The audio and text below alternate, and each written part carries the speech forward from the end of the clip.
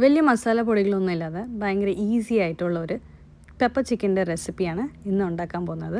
അപ്പോൾ അതിന് വേണ്ടിയിട്ട് ആദ്യം കടായിൽ കുറച്ച് എണ്ണ ഒഴിക്കാം. ഒരു 2 സവോള സ്ലൈസ് ചെയ്തത് ആഡ് ചെയ്ത് കൊടുക്കാം. ജിഞ്ചർ ഗാർലിക് പേസ്റ്റും കറി ലീവ്സും കൂടി ഇട്ടിട്ടൊന്ന് നല്ലപോലെ കുക്ക് ചെയ്തെടുക്കാം.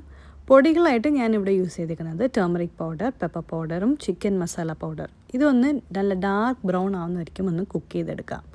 എണ്ണയൊക്കെ തെളിയണം. അതിന് ശേഷമാണ് നമുക്ക് ചിക്കൻ്റെ പീസസ് ആഡ് ചെയ്ത് കൊടുക്കാം. ഉപ്പും വെള്ളവും കൂടി ഒഴിച്ചിട്ട് ഇതൊന്ന് അടച്ച് വെച്ചിട്ട് നമുക്ക് കുക്ക് ചെയ്യാം. ഈ ചിക്കൻ്റെ പീസസൊക്കെ നല്ലപോലെ കുക്ക് ചെയ്തതിന് ശേഷം ഈ ഗ്രേവി ഒന്ന് തിക്കനാവും. അപ്പം നമുക്ക് ക്യൂബ് ചെയ്ത് വെച്ചേക്കുന്ന ടൊമാറ്റോസും പിന്നെ കുറച്ച് ഗരം മസാല വേണമെങ്കിൽ കുറച്ച് പെപ്പർ പൗഡറും കൂടി ആഡ് ചെയ്യാം. ഫൈനലി എണ്ണയിൽ നമുക്ക് വേപ്പിലയും പച്ചമുളകും കൂടി ഒന്ന് താളിച്ചൊഴിക്കാം. കുറച്ച് നേരം കഴിഞ്ഞ് ഈ ചിക്കൻ കറി ഒന്ന് സെർവ് ചെയ്യാം. നല്ല അടിപൊളി ടേസ്റ്റാണ്. ഞാനിവിടെ സോഫ്റ്റ് ബ്രെഡിൻ്റെ കൂടെയാണ് സെർവ് ചെയ്തേക്കുന്നത്. ചോറിൻ്റെ കൂടെയും എക്സലൻറ്റ് കോംബോ ആണ്.